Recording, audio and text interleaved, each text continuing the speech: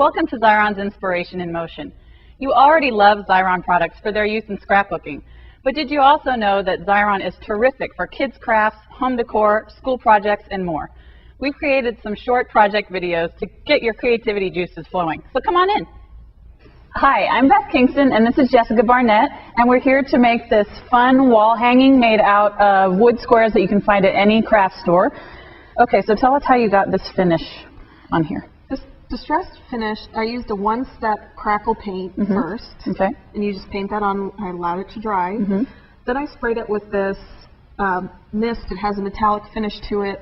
I sprayed it on, and then I actually used a high-tech piece of Kleenex to rub it in. Masterful. Did that cost you a lot?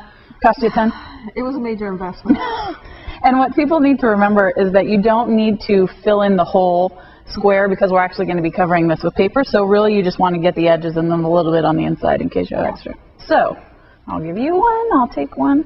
So we're going to put our background pattern paper on top of the wood blocks. Well, and one of the things I did too was distress all these distressing. papers, just to go with the crackled kind of look. I used an edge distressor, which you just kind of pull across the edge, like so. I went all the way around. I also inked these first using a sponge and an ink pad. You just dab on the ink pad and swirl the ink on there, and it gives that kind of distressed finish looking to the edge.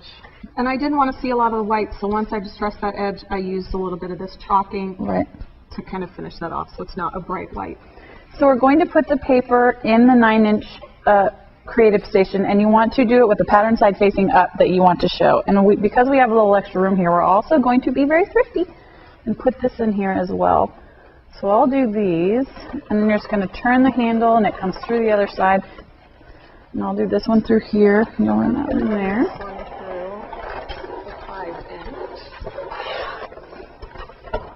Are we going to do it together? Yeah. Oh, this is good.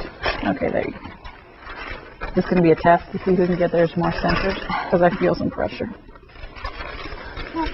And actually, while you're doing that, I'm going to go ahead and run our numbers through the 1.5-inch creative sticker, also known as the X or the 150 X box, some people call it. This will take anything up to the thickness of a nickel. So these are actually foam letters. I'm just going to run these through, and again, you want them to be facing up in the direction that you want them to go. And this just comes right through here. Yeah, and you can keep them all in one place. You know, if you get distracted midway through a project or you have to go cook dinner or something, you can just leave this on here on your table and you don't have to worry about the adhesive coming off. And what did you put the leaves on with? I just used some little sticky spots on the back, and I left them on a piece of sort of like this, so that they're just ready to go. Perfect. Okay, I'll give you these. Then to put them together, I'll start mushing these with our 3/8 runner. Yes, I took some pieces of chipboard. The whole point of those is just to wrap the ribbon that we're going to use to attach these pieces together. You can't tell from the front because it looks like it's a long piece that goes all the way down, and it's not. It's shorter pieces, so you use less ribbon also. That is all I did. Stuck them, wrapped the ribbon in them like that, and then when I put them on the back, I just laid them on there, and I used my staple gun and stapled through this, so the ribbon's not going to tear and it's not going to fall apart. And if you're working with a heavier project, that's a risk that you're taking. Right.